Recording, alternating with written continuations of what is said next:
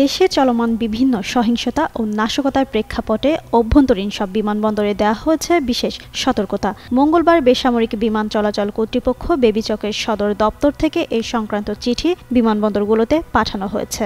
সংস্থার চিঠিতে বলা হয়, সব বিমানবন্দরে সিসিটিভি ক্যামেরার মাধ্যমে সার্বক্ষণিক নজরদারি নিশ্চিত করতে হবে। বিমানবন্দর এলাকায় সব ধরনের টহল বাড়ানো ও মনিটরিং ব্যবস্থা আরও শক্তিশালী করা হয়েছে। সম্ভাব্য যে কোনো অনাকাঙ্ক্ষিত পরিস্থিতি মোকাবিলায় তাৎক্ষণিক পদক্ষেপ নেওয়ার জন্য প্রয়োজনীয় প্রস্তুতিও রাখা হয়েছে। এছাড়া সব বিমানবন্দরে সর্বোচ্চ সংখ্যক নিরাপত্তা কর্মী মোতায়েনের নির্দেশ দেওয়া হয়েছে চিঠিতে। স্কিন শুষ্ক রুক্ষ হয়ে যাবে বলে কি বাইরে যাবে না? জাস্ট 1 2 3 4 করো, স্কিনটাকে রিভাইভ করো। এতে আরও বলা হয়, সার্বিক ফায়ার সার্ভেইলেন্স কার্যক্রম আরও জোরদার করা হয়েছে যাতে জরুরি পরিস্থিতিতে দ্রুত সাড়া দেওয়া সম্ভব হয়। সম্প্রতি ঢাকার হযরত শাহজালাল আন্তর্জাতিক বিমানবন্দরের কার্গো কমপ্লেক্সের অগ্নিকাণ্ডের পর থেকেই বিমানবন্দরগুলোতে অতিরিক্ত নিরাপত্তা ব্যবস্থা জোরদার করা হয়েছে। এবার বাড়তি সতর্কতার নির্দেশনা দিয়েছে সংস্থাটি।